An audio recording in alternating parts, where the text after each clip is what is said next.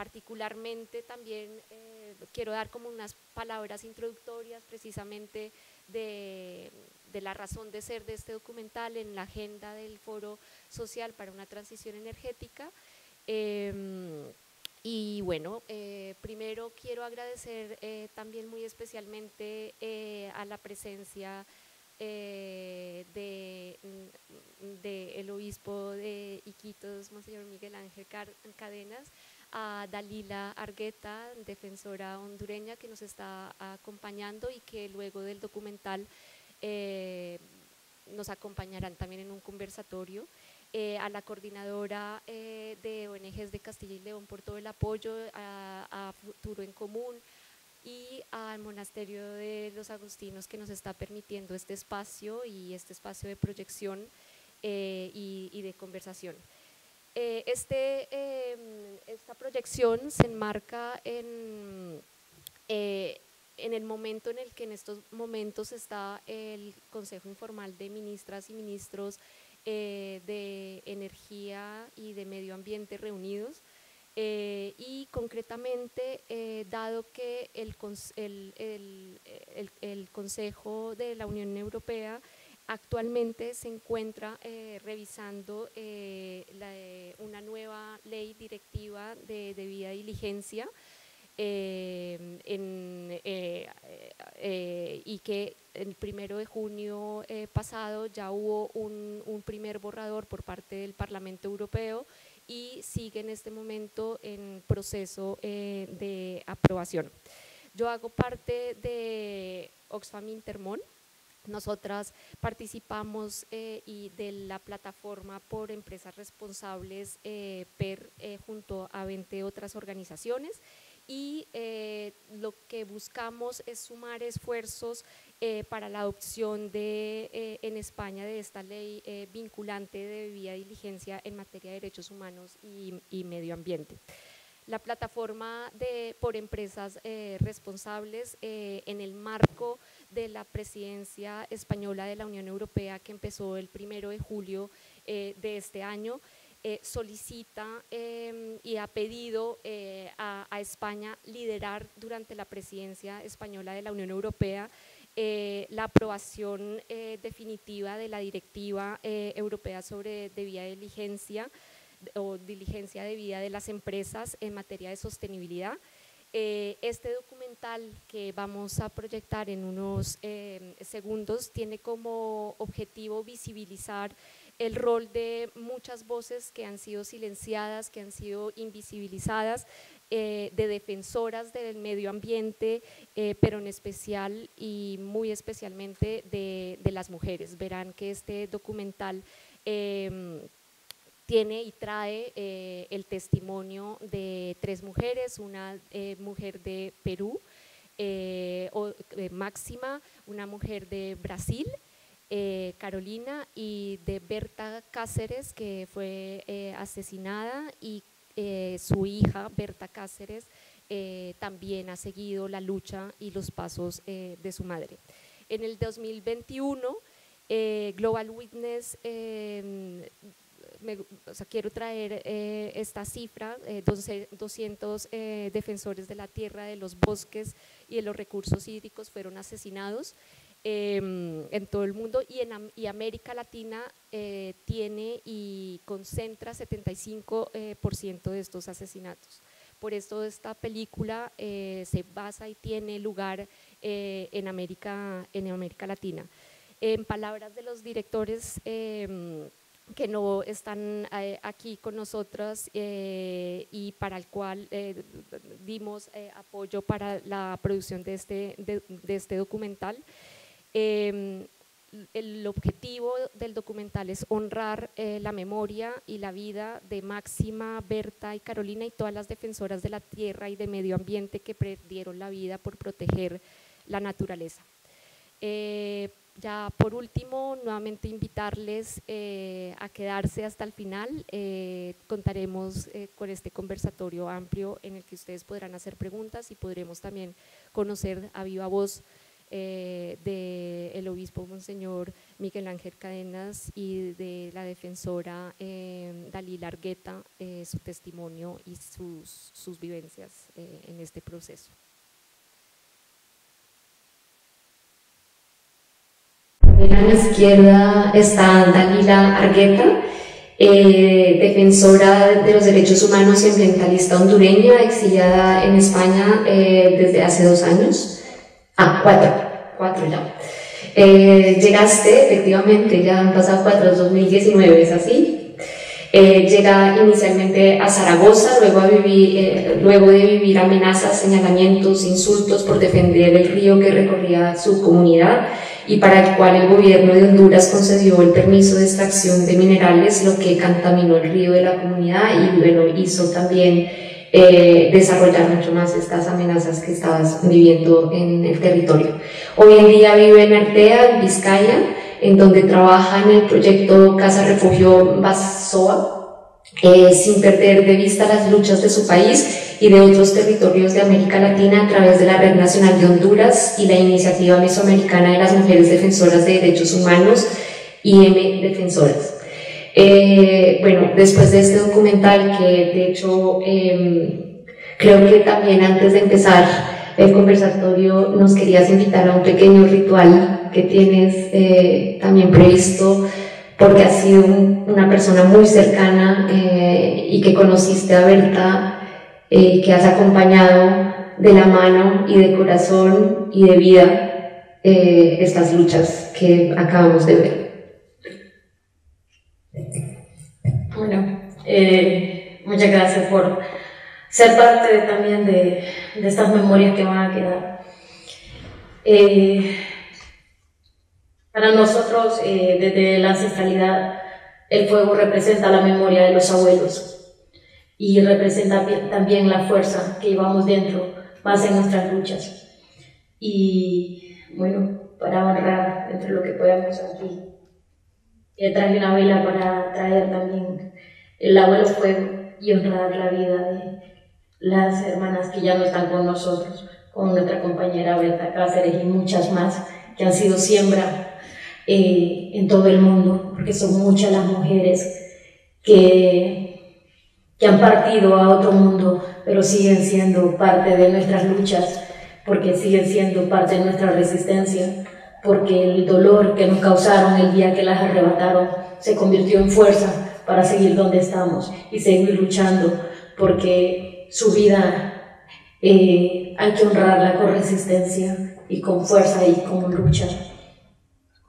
Y Berta Cáceres para nosotros ha sido una de las siembras más productivas. A ella no la mataron, a ella nos la multiplicaron, porque el día que la Madre Tierra la recibió, ella fue cosecha, porque ella era hija del maíz, porque ella era un grano que se multiplicó en cada uno de nosotros. Berta tenía un don de movilizar, de con sus palabras motivar y hermanar las comunidades. Entonces, honrar a Berta con el abuelo fuego y honrar la vida de todas y todos en esta mesa, y más después de este documental que no hay mucho que explicar después de imágenes tan duras y tan reales, porque eso no es ciencia ficción, esa es la vida de nuestros territorios en lucha, esa es la verdadera resistencia, esa es parte de cuando nos preguntamos quién sostiene todo lo que Europa consume o produce. Pues en ese documental también están las respuestas. Gracias, Dalila.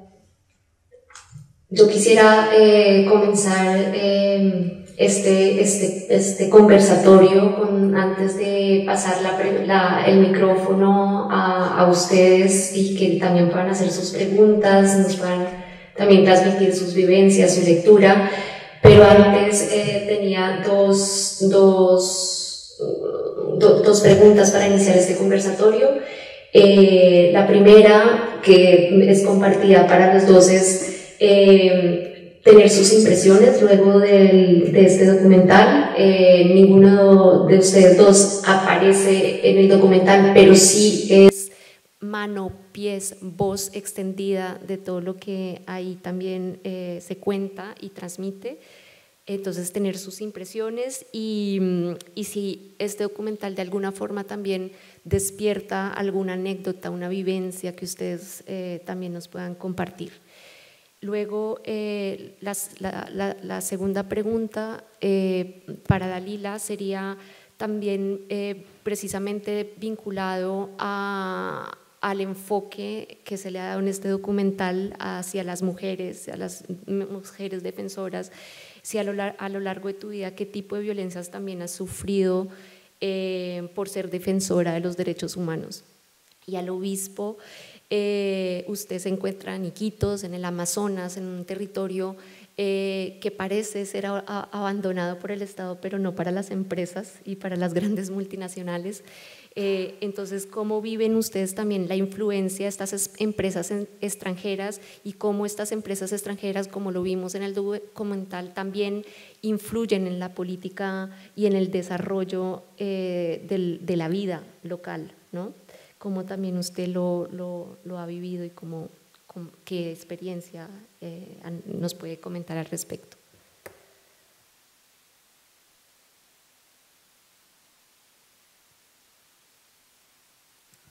Buenas noches con todos. Como decían en la presentación, mi nombre es Miguel Ángel Cadena, soy agustino y estudié acá en este centro de estudios de los agustinos. Es un placer el poder estar hoy acá conversando un poco. ¿Qué impresión me causa el documental que hemos visto? Creo que es un muy buen documental. La impresión que me causa es que es cierto y millones de personas lo están viviendo en América Latina. Y una anécdota. Yo, como muchos otros agustinos, llegué a la Amazonía peruana. Iquitos es la ciudad más grande de la Amazonía peruana, tiene más o menos unos 600.000 habitantes y la región pertenece a la región más grande del Perú, que se llama Loreto. Está en el noreste del Perú, frontera con Brasil, Colombia y Ecuador. Cuando llegué, ingenuamente, sabía de algunos problemas que hay en el mundo con el tema petrolero, pero me quedaba demasiado lejos. El día 3 de octubre del año 2000 vi el río Marañón completamente negro por un derrame de petróleo. El río Marañón tiene varios kilómetros de ancho y una capa gruesa de petróleo. Ese día desperté de la inocencia y ese día me di cuenta de que estábamos en medio de una situación abismal. Ese día también percibí que el Estado no le interesaba lo que estaba pasando en la zona. La gente no comprendía, era población indígena, no comprendía lo que estaba pasando, no entendía tampoco la urgencia del padre Manolo y mía cuando estábamos trabajando con todo esto. Y en Perú, en aquel momento, no había una conciencia ambiental. Recuerdo que en un viaje a Lima estuve conversando con Greenpeace, con otras organizaciones, incluso también con la Iglesia, y todos me dijeron lo mismo. Está demasiado lejos, esa es una preocupación muy europea, no tiene nada que ver con lo que está pasando en Perú. Perú había terminado hacía pocos años con el terrorismo.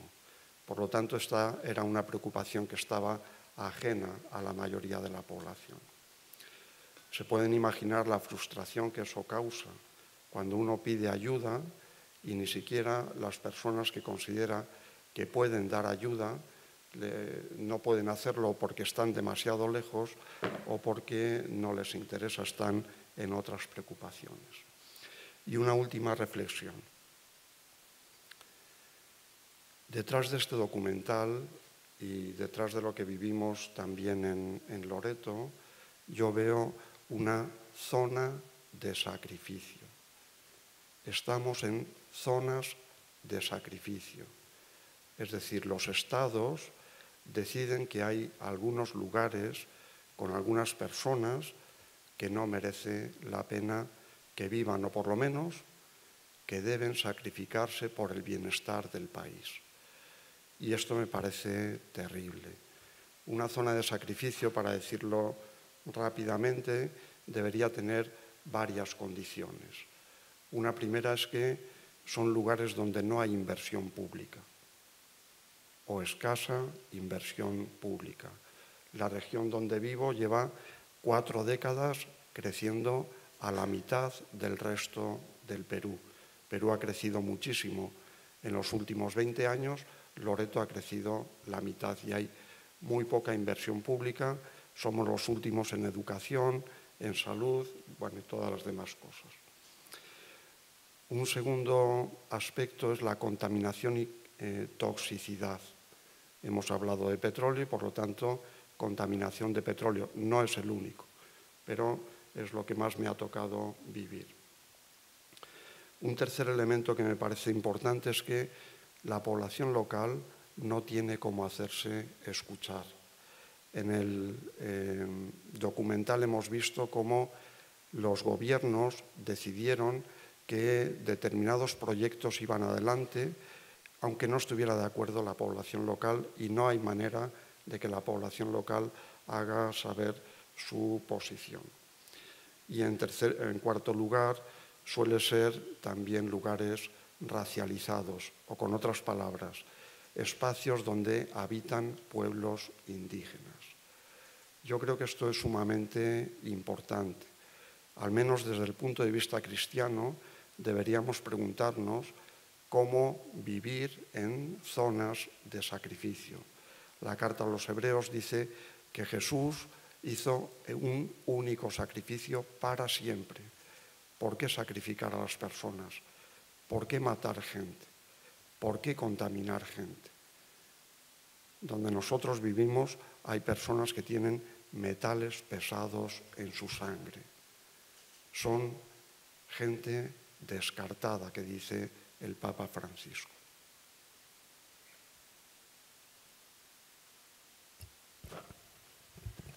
Bueno, yo ayer le di una miradita antes y me abrió muchas heridas, porque en esos 3 casos nos encontramos nosotras también, quienes sufrimos la represión militar, el hostigamiento, el sicariato.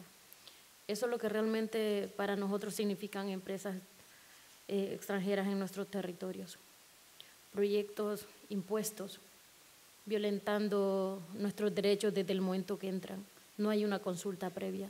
Nadie nos pregunta si queremos sacrificar nuestros ríos y montañas. Nadie nos pregunta qué tanto nos importa esa montaña a nosotras. Para nosotros, ella es nuestra madre. Y nosotros no estamos vendiendo a nuestra madre tierra, nuestra Pachamama o no, nuestra Amalur, como le dicen en mi nuevo territorio, el pueblo vasco. Nadie nos consulta nada, se nos impone por intereses capitalistas, acuerdos entre estados y empresas y acuerdos internacionales de compra y venta. Ellos lo sacan, ellos lo tratan y nosotros lo compramos y lo exportamos. Si se trae aquí, se moldea. Para mí yo todo esto lo relaciono con la mesa anterior, porque esto es lo que se vincula, esto es lo que me preocupa, porque mis hermanos siguen muriendo. De enero hasta aquí llevo 3 compañeros asesinados. El 15 de junio me mataron a otro compañero de mi lucha. El 7 de enero me mataron 2 a la vez. Y el de enero al de este mes pasado eran hermanos, resistiéndose ante un proyecto de minería a cielo abierto. Y ahí estamos todos, en la lucha, allá y acá. Allá las mujeres jugamos un papel muy importante. No solo somos las cuidadoras en el hogar, sino que somos también las guardianas del río. Somos quienes están en contacto constantemente con el agua, son quienes más tenemos el vínculo, somos quienes más entregadas están y comprometidas a seguir y jugando muchos roles como madres, como hijas y como mujeres que resisten ante tanta violencia. A mí me revive mucho el desalojo que sufrió mi comunidad, viendo el desalojo del caso de Perú, porque también el Estado nos trató como terroristas, 1.500 militares para golpear a un pueblo de 400 que resistían, porque fueron los que decidimos estar en el momento que habíamos levantado un campamento 3 meses en contra de ese proyecto. Me revive la herida al ver el entierro de Berta, porque a lo lejos he enterrado a muchos y me han impactado las balas también que a ellos les han cruzado, porque esto también es consecuencia de las empresas. Nuestro exilio, nuestros duelos, nos privan de estar con nuestra familia, de estar en el territorio donde queremos vivir, crecer y morir, donde queremos vivir con dignidad. Estas mujeres son los rostros que salen a la calle y no nos importa que nos llamen defensores o cómo nos quieran llamar, esas solo son etiquetas. Nosotros solo estamos defendiendo lo poco que según las empresas tenemos, pero que lo es todo. Un cuarto de tierra lo es todo, porque como decía la compañera, nosotros comemos lo que produce esa tierra.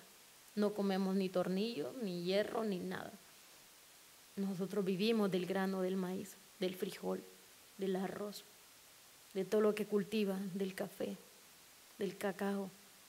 Y sabemos de trueque, como lo hacían nuestros antepasados, de compartir el grano cuando el grano se escasea. Pero todo eso nos lo arrebatan y obligan a nuestros pueblos a agarrar 3 mudadas y agarrar para Estados Unidos, buscando un sueño americano que no existe, porque hay que darle de comer a sus hijos y sacar adelante a sus viejos. Porque hay que agarrar las maletas y salir huyendo para seguir vivas. Porque hasta ahí, hasta les estorbamos.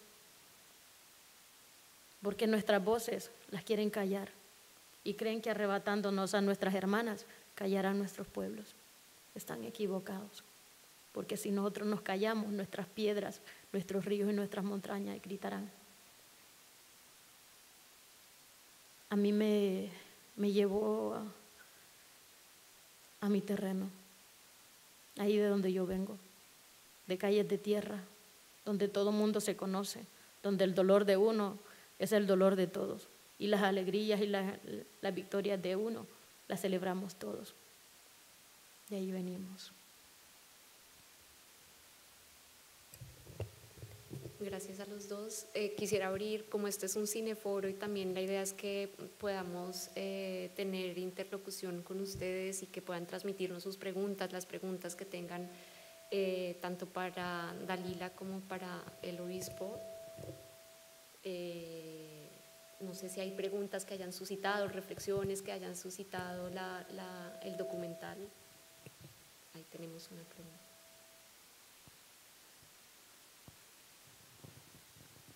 En primer lugar, muchas gracias por su presencia aquí. Me ha encantado el documental. Yo creo que se hace bastante hincapié en algo que yo he vivido, aunque brevemente en Hispanoamérica. La fuerza de las mujeres. Perdón la emoción. Pero es tremendo cuando uno visita Hispanoamérica cómo hay algo recurrente. Hispanoamérica tiene el 38% de la riqueza mundial, según dicen los grandes conocedores de la economía. Esto es lo peor que le puede pasar a Hispanoamérica. Los intereses de los que van buscando el enriquecimiento es insoportable. Hace pocos días, bueno, ya meses, en una conferencia me decían cómo se había dilapidado México, un gran santuario de las tribus. ¿Por qué? Porque una gran multinacional necesitaba sacar unos recursos que había allí. Les negaron el esfuerzo que estaban haciendo. se estaban negando a el progreso, porque no querían que construyesen una carretera por donde eran sus templos, por donde eran sus lugares sagrados. El Fondo Monetario Internacional les presionó, la conciencia social les presionó, y al final a los autóctonos, a los oriundos, se les demoniza. Van contra el progreso, contra el desarrollo. Yo no sé qué herramientas se pueden utilizar. La Iglesia, en lo que yo he podido estudiar y conocer, quizá Miguel Ángel me pueda ilustrar un poco más, ha habido un cambio radical desde los años anteriores a Juan Pablo II, cuando la teología de la liberación hizo que algunos pueblos y se entendiese que si el cristianismo tenía que ser algo, como dice el Papa Francisco, tenía que estar al lado de los pobres, de los que nadie quiere, de los que todo el mundo va encima. Bueno, eso cambió radicalmente. Eso ha hecho crecer enormemente otra serie de iglesias en Hispanoamérica que compiten ampliamente contra lo que es el catolicismo. En todas estas versiones no sé qué herramientas se pueden utilizar. Sí veo cómo las mujeres son el alma mater del progreso, del avance y yo creo que es la gran esperanza para toda Hispanoamérica. Muchísimas gracias nuevamente por estar aquí.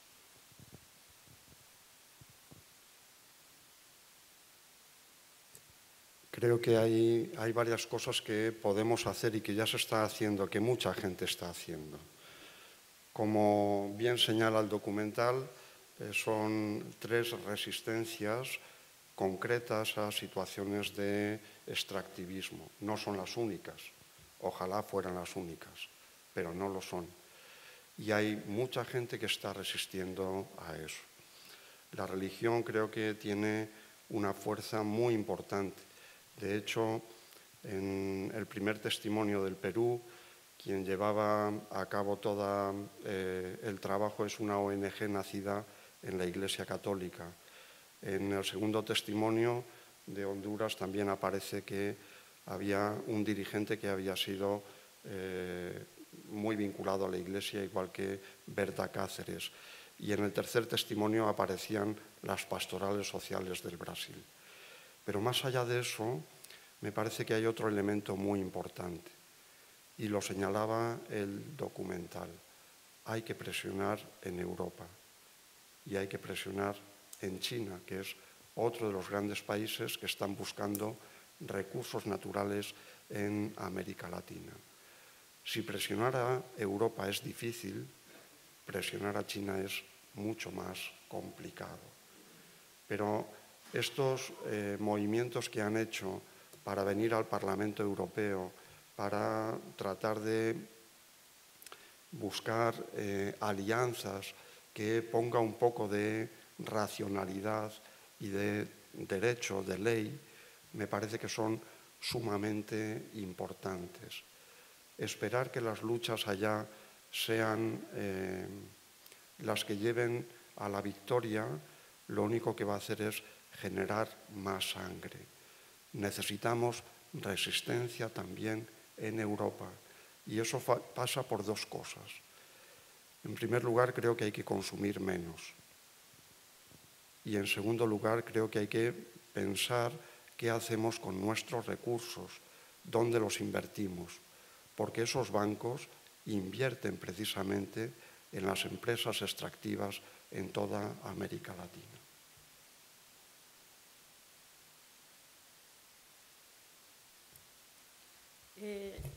Yo comparto también lo mismo, que hay que cambiar aquí, porque cambiando, incluso exigiendo leyes, porque no es pidiendo, nosotras ya no estamos pidiendo favores, estamos exigiendo que se hagan cargo de la responsabilidad empresarial.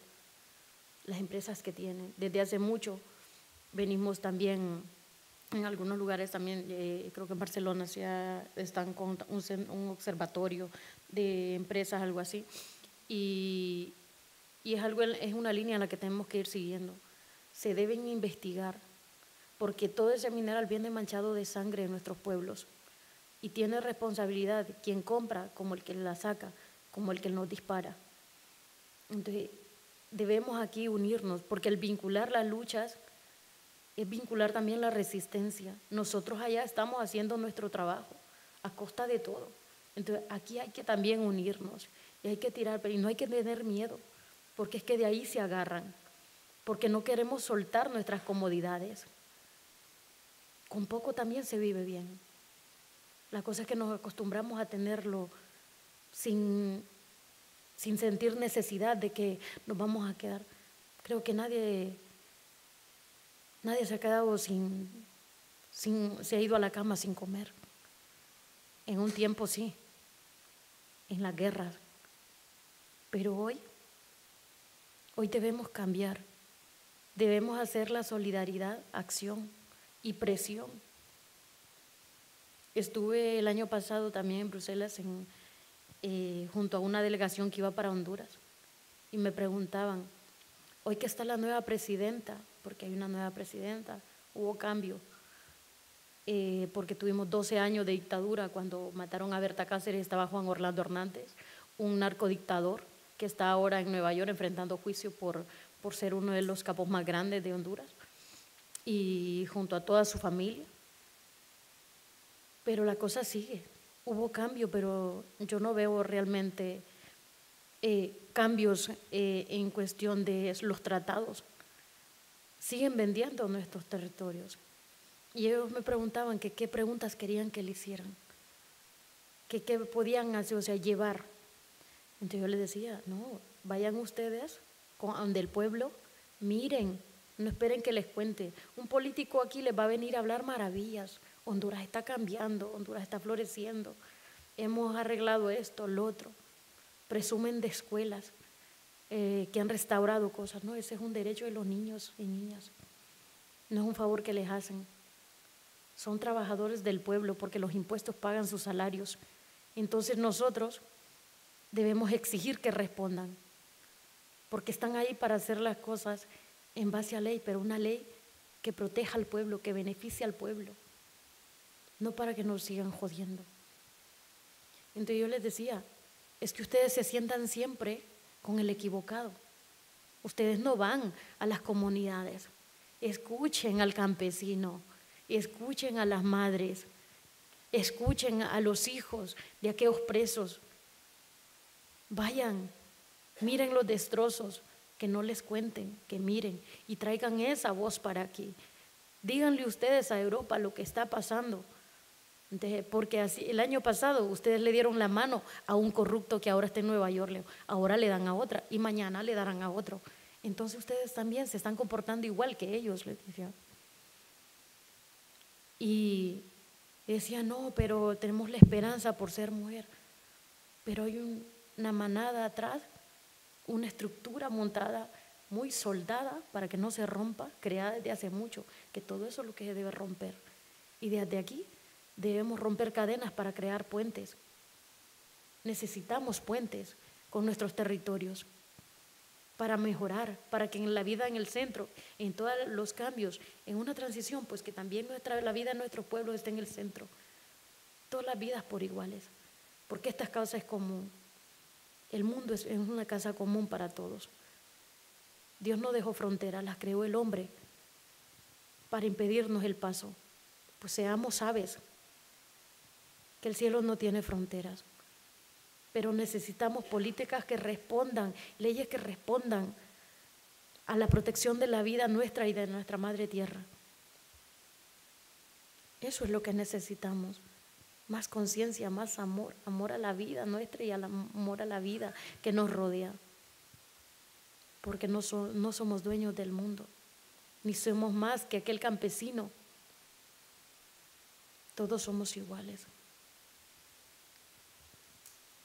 Es importante también trabajar con inteligencia. Quiero presentarles al padre Manolo Berjón, que se ponga de pie, por favor. Por favor. Ahí le ven todo flaco y así. Muy bien. Él hace 10 años, trabajando con el pueblo indígena Cucama, que llevamos mucho tiempo, vio que era muy importante interponer una demanda judicial para que la hidrovía amazónica, es decir, que dragaran los ríos amazónicos, fuera consultada con los pueblos indígenas. Yo creo que eso es sumamente importante. Ahí le ven, sin darse ninguna importancia y haciendo las cosas legalmente, pero caminando con los pueblos indígenas y utilizando la inteligencia y la ley se pueden conseguir cosas. Han pasado 10 años, no se han podido dragar los ríos amazónicos. Manolo Berjón lo ha hecho. Ahora hay otras ONGs que dicen que fueron ellos, pero todos sabemos, los que vivimos en el Marañón, que fue Manolo Berjón el que hizo que el juzgado de Nauta decidiera que había que consultar a los pueblos indígenas para, antes de dragar el río Marañón y los demás ríos y, por lo tanto, hacer la hidrovía amazónica. Ahora está empeñado también en acompañar a una organización de mujeres indígenas, Huaynacana Camatahuaracana, que ha interpuesto otra demanda judicial para considerar el río Marañón como sujeto de derechos, por lo tanto que no se pueda contaminar y que no se pueda maltratar a la gente que vive en el río Marañón. Ahí lo tienen, Manolo Berjón, nacido acá en Valladolid. Su madre vive acá al lado, preparado en este Centro de Estudios Teológicos de los Agustinos en Valladolid. Un aplauso para él.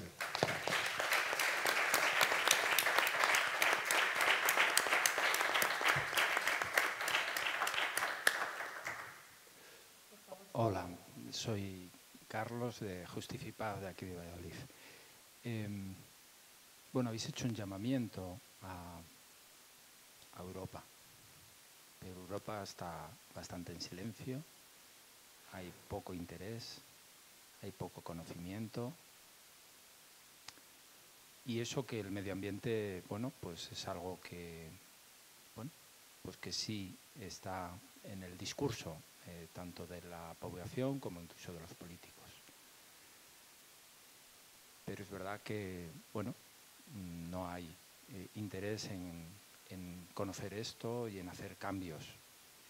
Y en la Iglesia hay menos interés en hacer o en analizar la participación que tenemos los cristianos en la forma y en este estilo de vida.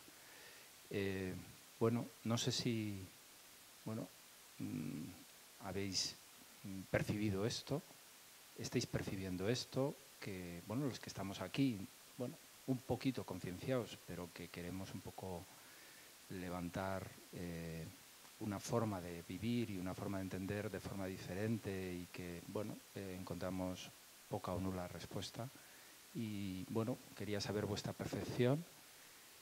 Y también, bueno, una de las cuestiones que, bueno, pues en este caso, Dalila, ¿no? Tú viniste como inmigrante, ¿no?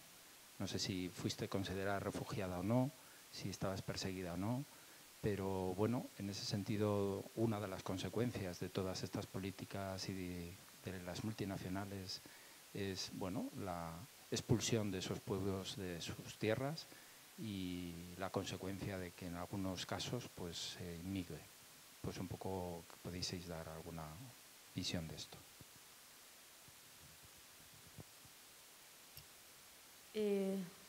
Tengo el estatuto de refugiada y tengo prohibido ir a Honduras. Pedirle al Estado que me proteja cuando él compra el 40% de los minerales que extrae en mi territorio. Y eso lo reflejó una investigación que hizo un medio de comunicación en Honduras y también con cooperación de un medio en Estados Unidos, que el 60% era Canadá, que lo compraba, y el otro Estados Unidos, y el otro 40 lo compraba Europa. La empresa que me expulsa se llama Inversiones Los Pinares, y esta ahora ya está en su 100% para arrancar operaciones. Desde el 2018 que levantamos un campamento de 3 meses para impedir que la maquinaria subiera, para que empezaran a crear y romper, empieza la criminalización de todos. Allá la iglesia nos ha apoyado muchísimo, las diferentes, porque en las comunidades pues hay diferentes iglesias donde la gente se congrega, y el dolor pues también, y todo esto nos unió mucho. Creamos familia común, y eso es lo que nos trae aquí. Y hay muchas exiliadas más hacia Estados Unidos, otras en México, otras en el mismo territorio.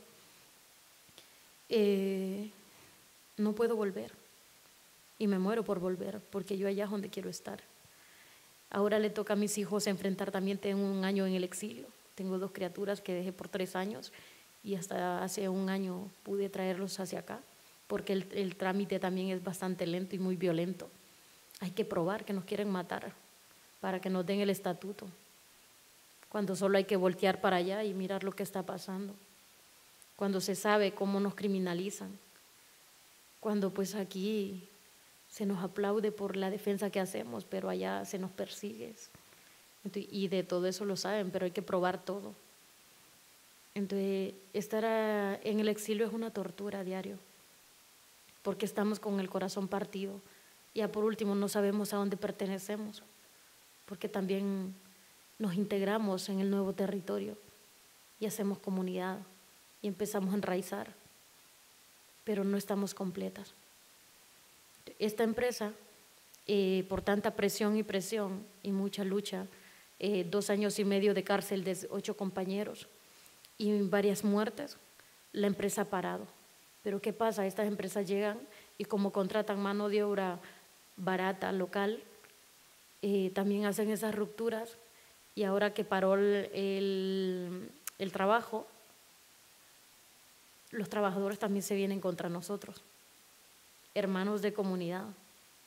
Entonces también ahí ya no solo te persiguen los sicarios o los militares, que también son trabajadores de la empresa, porque tiene más poder la empresa que el Estado, sino que también amenazados por nuestros propios hermanos.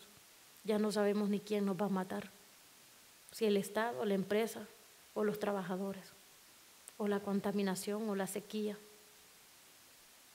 Entonces, y acá pues yo sí he tenido pues algunos encuentros con algunas personas que integran algunas ramas de la Iglesia Católica, y he sentido esa solidaridad. Hay desconstrucción.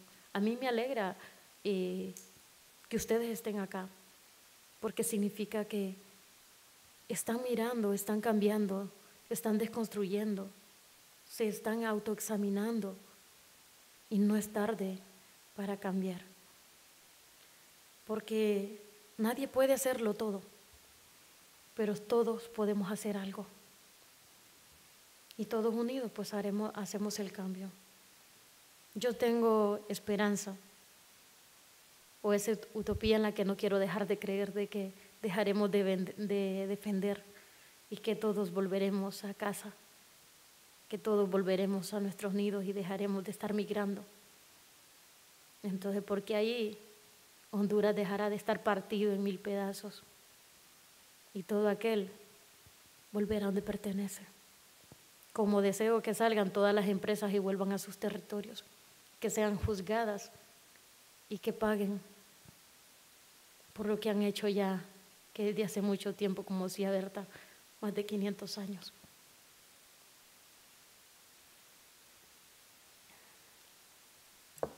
Allá y acá son los mismos problemas y dificultades, pero yo creo que no debemos perder la esperanza, no tenemos derecho a perder la esperanza, y creo que es muy importante que hagamos lo que humanamente podemos cada uno y las instituciones a las que pertenecemos. No será de repente algo mayoritario, pero sí puede que sea, con las palabras de Jesús, una semilla del reino. Sí creo que es muy importante hacer lo que a cada uno nos corresponde, que no nos roben la esperanza, que no nos roben la vida, que no nos roben también la alegría de vivir.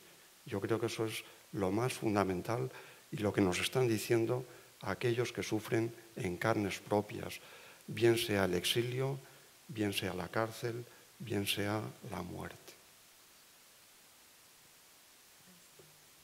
¿Hay alguna? Allá tenemos. Sí, tengo aquí. Aquí, vale. ¿Cuántas preguntas tenemos? Es perfecto, gracias. Bueno, muchas gracias por habernos dado la posibilidad de ver este documental. Erika González, una de las directoras, es del Observatorio de las Multinacionales en América Latina, que es la organización de la que hablaba Dalila, y lleva bastante tiempo pues, estudiando esto. A mí ver el documental me ha recordado ese magnífico libro que se llama Las venas abiertas de América Latina, de Eduardo Galeano, en el que hace un minucioso repaso de cómo se lleva sangrando a ese continente desde hace tantísimos años, ¿no? Y como yo creo que lo ha dicho antes el obispo, no son los únicos 3 casos que hay, porque podríamos hablar de todas las empresas constructoras que están en Guatemala, algunas de algún presidente de equipos de fútbol aquí en España, que está construyendo presas, que tiene gente en la cárcel o que han anegado muchos valles donde vivían comunidades indígenas. Podríamos hablar también incluso de la Banana Fruit Company y cómo infectó todas las tierras en Nicaragua para plantar hectáreas y hectáreas de piñas y de bananas y dejando luego las tierras totalmente arrasadas. O podríamos hablar de cómo cada vez se está plantando o cada vez se está reduciendo el Amazonas por la otra punta, creo que por donde está el obispo, para avanzar en la plantación de soja, para alimentar vacas, sí, pero también para traer aquí esa soja, que España es la principal importadora de soja que viene del Brasil. Cada uno donde estamos tenemos que hacer algo. Yo creo que lo que ha dicho Dalila nos tiene que invitar, nos tiene que remover a hacer cositas. Quería contar 3 cosas que estamos haciendo algunas organizaciones. Ha dicho antes Alejandra que ya está en la plataforma de empresas responsables. La plataforma está tirando en España, está tratando de aunar voluntades para sacar adelante una ley de debida diligencia, una ley que le diga a las empresas europeas y en especial a las españolas en este caso, porque sería legislación española, que allí donde vayan tienen que respetar los derechos humanos y tienen que respetar a las personas y tienen que respetar al medio ambiente. Esto no se conoce, igual que lo de Manolo, porque estas cosas de los juzgados pues como que quedan un poco en segundo plano y son menos llamativas que un partido de fútbol, ¿no? También estamos las organizaciones litigando contra el gobierno. Yo creo que debe estar ya próxima la salida de una sentencia de un juicio que han puesto unas cuantas organizaciones españolas, Greenpeace, Ecologistas en Acción, Oxfam, la coordinadora de ONGs y, si no me equivoco, Fridays for Futures, diciéndole al gobierno que tiene que hacer más para parar la emergencia climática, que tiene que poner más medios para que frenemos las peores consecuencias del cambio climático. Se la ha denunciado precisamente por su inactividad. Y la otra cosa es una cosita muy pequeñita que estamos haciendo desde una organización que se llama Futuro en Común, en la que nos encontramos gente de distintos sectores. Es difícil de comprender, pero creo que también nos puede ayudar para poner el foco y decidir y ver un poco si las cosas se están haciendo bien o mal. Sería un poco como la prueba del algodón, y es lo que llamamos la coherencia de políticas para el desarrollo sostenible.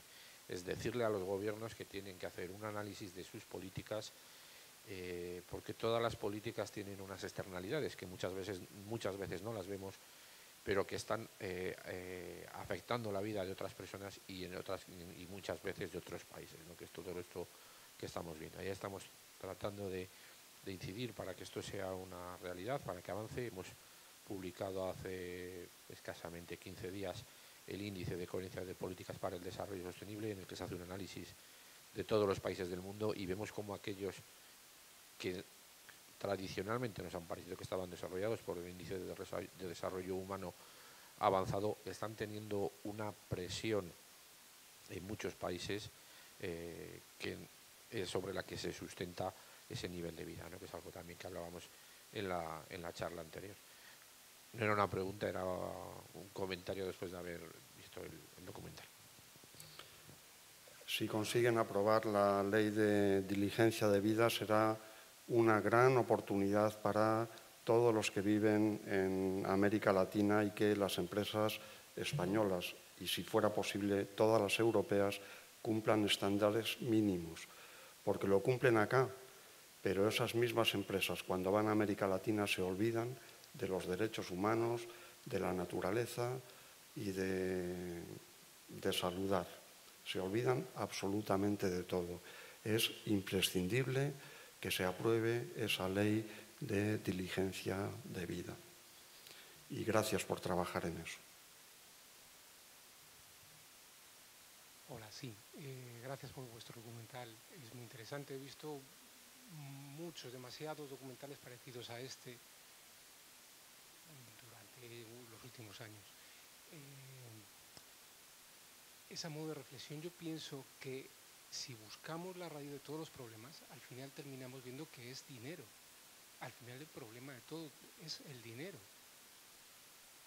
Entonces, si prescindimos del dinero, solucionaremos los problemas. Es que si vas rascando de por qué pasa esto y esto por qué pasa, al final terminas viendo que es dinero.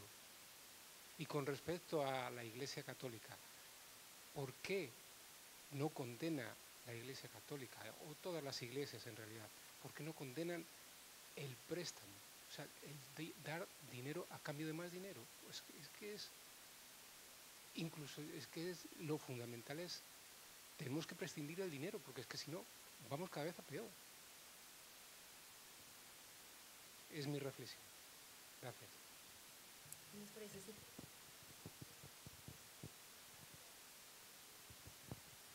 Hola, buenas tardes. Muchas gracias por la intervención, por vuestra asistencia, por este documental que a mí por lo menos me sirve para despertar del sueño que vivimos en Europa, ¿no? Un sueño que solamente piensa en vivir mejor, en disfrutar de la vida sin pensar en los demás.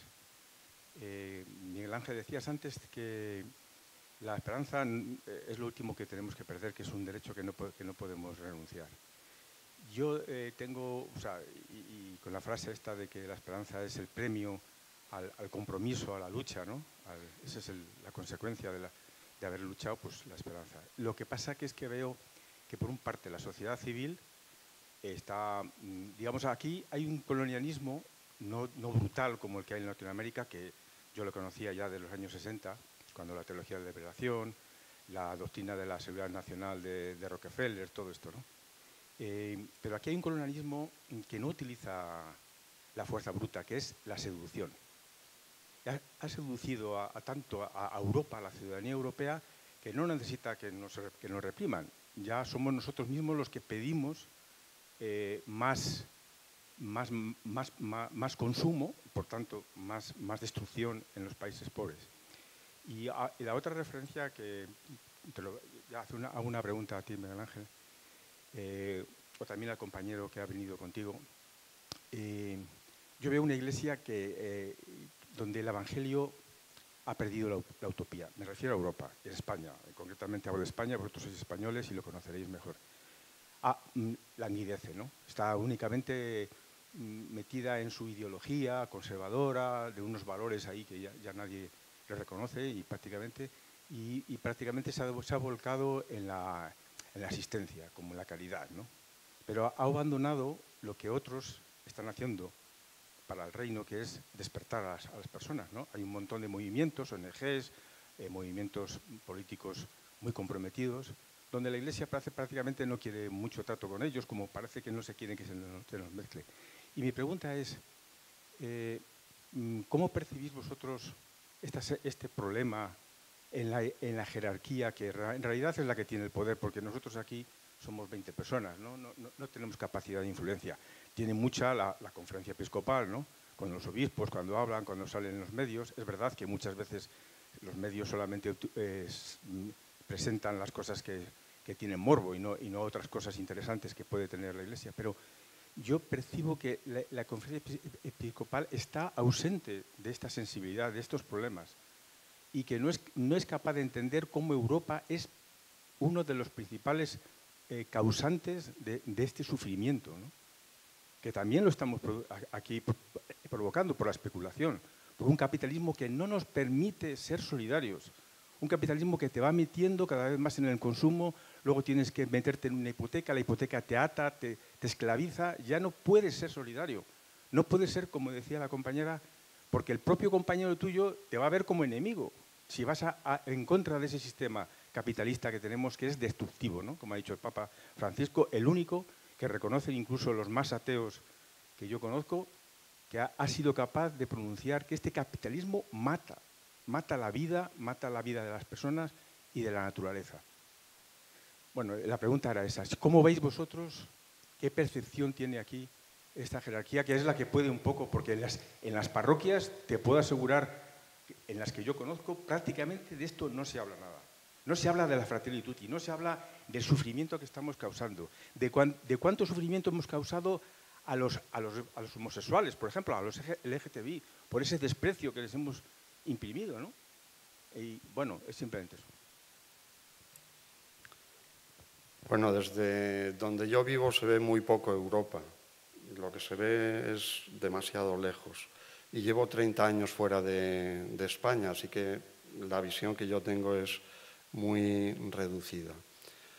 Pero el único antídoto que yo conozco para los cristianos es el Evangelio, no lo que digan los obispos. Yo soy obispo, pero eso no me parece importante. El único antídoto me parece el Evangelio para los cristianos. Y coincido, yo lo llamaría de otra manera en lugar de seducción, que me recuerda a Baudrillard y por lo tanto tiene una gran connotación para mí, pero hablaría de deseo. Y el deseo tiene que ver con el corazón. Y el deseo también tiene que ver con esa necesidad de acaparar dinero. No se sabe para qué, porque algún día nos vamos a morir y no vamos a llevar ni el dinero ni las cosas que tenemos. Sí creo que el cristianismo tiene una propuesta para curar el deseo. Y esa propuesta es precisamente la de Jesús, que significa vivir dignamente, sin hacer daño a los demás, confiar en Dios y ayudar todo lo que podamos.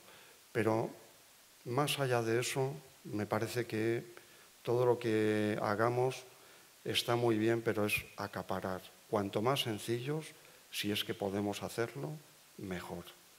Por lo menos mi visión del cristianismo. Probablemente otra gente tenga visiones completamente diferentes. Pero la mía es, el antídoto es el mismo Jesús. Volvamos a las cosas sencillas, purifiquemos el deseo y, como dice el Papa Francisco, pues seamos hermanos. Esa encíclica, esa carta que ha escrito últimamente de Fratelli Tutti, todos hermanos. Hay que ponerlo en práctica. Y no podemos pedir que lo pongan en práctica otra gente. Somos nosotros los que debemos poner en práctica todo esto. Yo creo que una de las cosas importantes es predicar con el ejemplo, ¿no? Pues yo invitaría a las iglesias a abrir sus templos para refugiar a todos aquellos que duermen en la calle, porque ahí también está la necesidad en todos nuestros hermanos que han dejado sus tierras, sus casas, su todo, y han cruzado el mar por venir a estar acá y están durmiendo y los sacan y les cierran los espacios para dormir. Ahí está el hambre. Ahí está Jesús, durmiendo en la calle, con hambre y frío, aislado de un sistema que no los toma en cuenta. Podemos ir haciendo cosas pequeñas. La solidaridad hecha amor. Entonces, desde eso, de todo lo que se puede hacer, porque yo sé que sí se puede. Sí se puede, porque en las Navidades, cuando vienen los inviernos, ¿dónde duermen? Jesús está en la calle y está aguantando hambre y desprecio y racismo. Yo creo que la iglesia sería un pilar importante también para darle el ejemplo a todas estas personas que van a misa, pero realmente no sienten latir el corazón. Entran y salen para darse golpes de pecho, pero no escuchan el mensaje, no les entra el mensaje.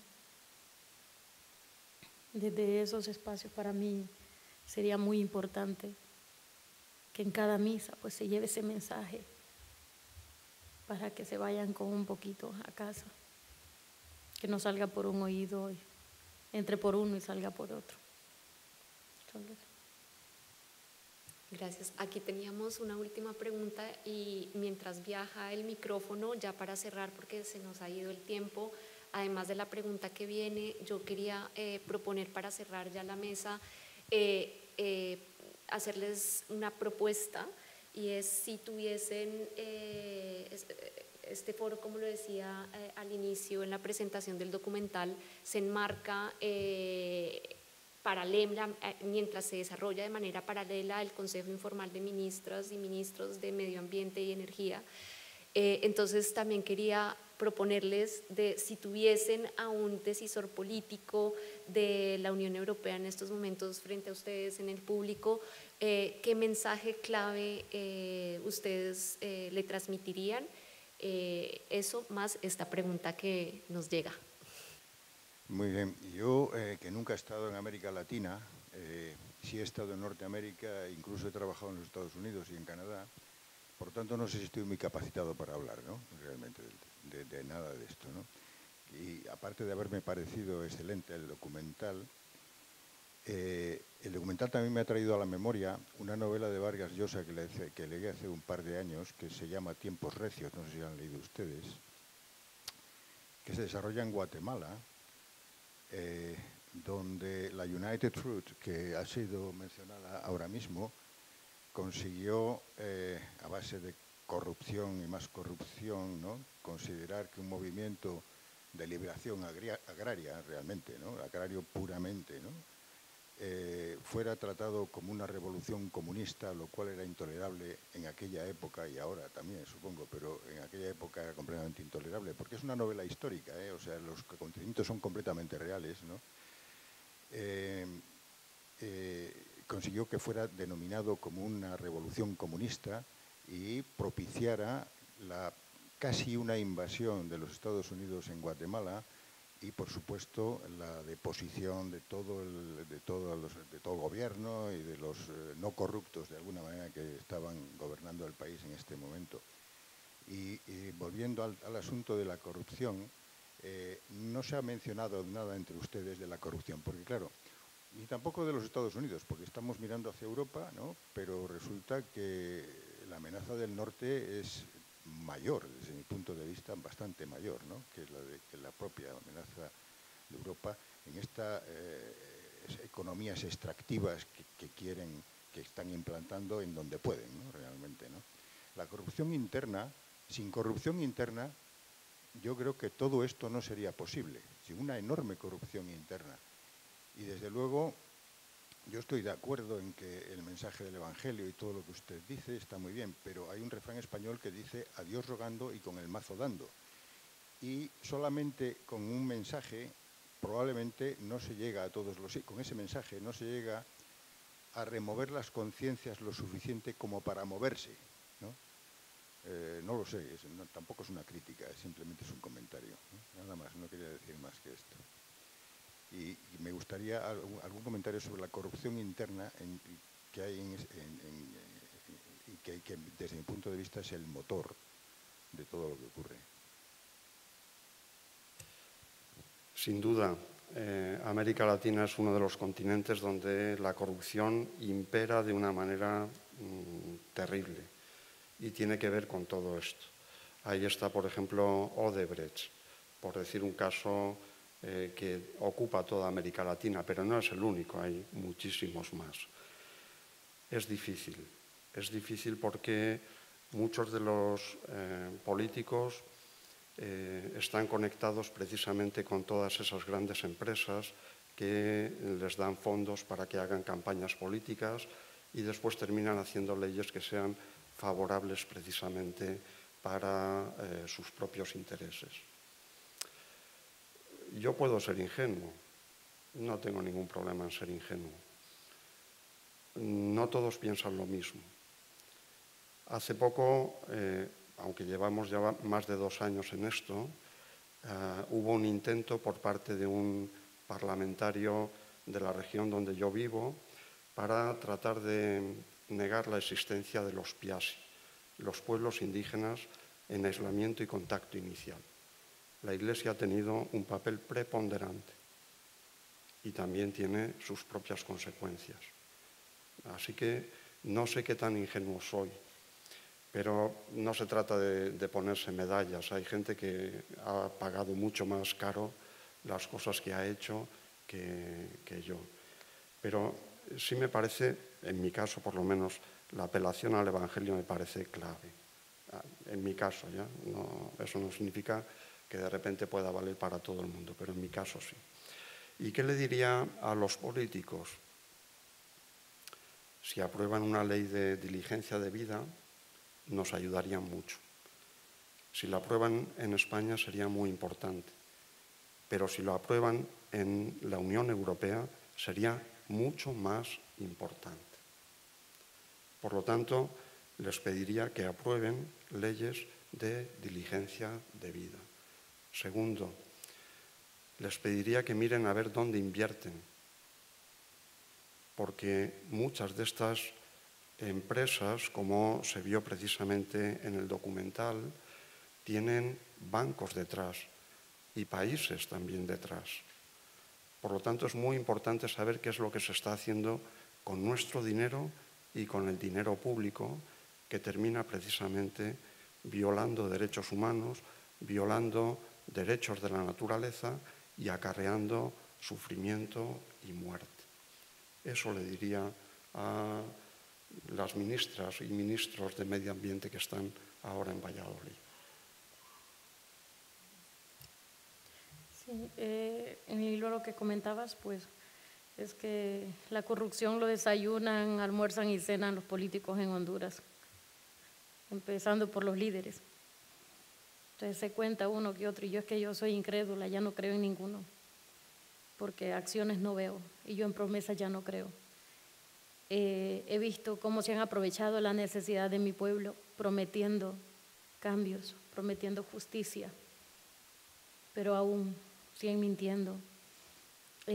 Una declaratoria de libre minería que dieron en la entrada del nuevo gobierno, que hasta la vez no miramos salir ninguna empresa.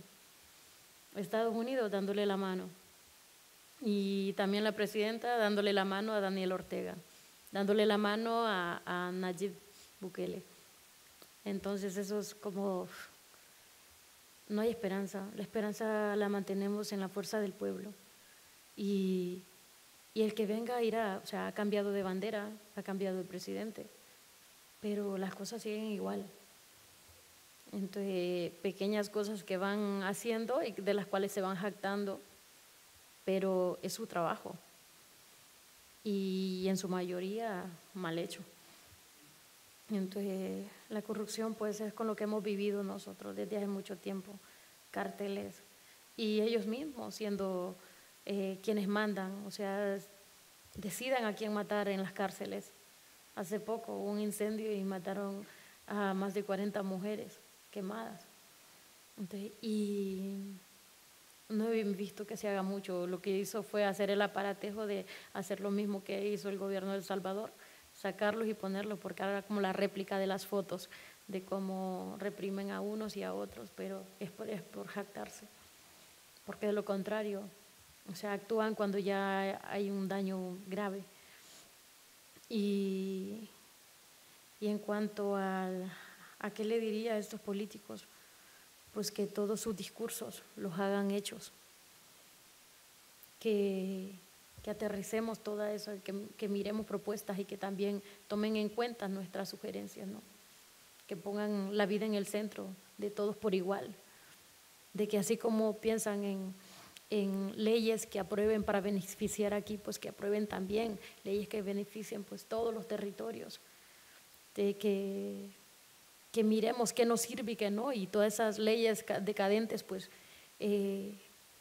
las volvamos a analizar si realmente sirven o no sirven, que sean leyes sujetas donde los pueblos podamos exigir en nuestro territorio, que nos podamos agarrar de allí y decir pues esto nos respalda. Entonces, pero si solo van a aprobar para la conveniencia, pues es que solo tienen asadón, no tienen pala. El asadón solo es para acá y nosotros necesitamos que se tenga pala para dar también. Entonces, pues nada. Muchas gracias. Solo para completar la pregunta anterior, yo sí creo que además de la corrupción, como vimos en el documental, también hay una desinformación grandísima y no hay la voluntad política tampoco de informar, formar y concientizar a la población local de sus propios derechos. Y creo que de hecho ahí también hay un margen de trabajo muy amplio desde donde diferentes colectivos, plataformas y mismo desde la misma población y sociedad civil se está haciendo esfuerzos. Me indignaba mucho, y en relación a la corrupción también lo veíamos en el documental, creo que toca apagar ahí que hay un ruidito. Gracias. Lo veíamos en el documental, y es la falsificación de documentos legales hecho por empresas y hecho por empresas y siendo visible a nivel jurídico, o sea, que es corrupción, exacto, que en últimas es corrupción. Y por último, quisiera decir que la mayor herramienta y arma que tienen en el terreno es el debilitamiento de la sociedad civil, y eso es lo que no se puede permitir, y es donde nosotras como ciudadanas del mundo tenemos que seguir juntándonos y seguir movilizándonos conjuntamente, concientizando entre nosotras en solidaridad y en amor, como lo han venido también diciendo. Solo para cerrar, como mensaje también me autohago esa pregunta y traigo también la voz aquí de todas las otras organizaciones de las cuales hacemos parte de la plataforma por empresas responsables, y es exigirle a esta presidencia española del Consejo de la Unión Europea aprobar definitivamente la diligencia debida en materia de derechos humanos y de responsabilidad empresarial de estas empresas. Ya por último, agradecerle de nuevo a la coordinadora de ONGs Castilla y León, Futuro en Común, al Monasterio de los Agustinos, muy especialmente a Dalila, a Monseñor Miguel Ángel por estar aquí presente, y a mi compañero de Oxfam, José Antonio, por apoyarnos, y a ustedes por su presencia, y espero que esto haya despertado y haya o encendido con aún más fuerza los actos y los requerimientos y la movilización y el voz a voz que tenemos que seguir teniendo para que se haga justicia con todas las personas que han estado en todo este proceso y que algunas muerto por la lucha de sus derechos y de sus territorios. Muchas gracias.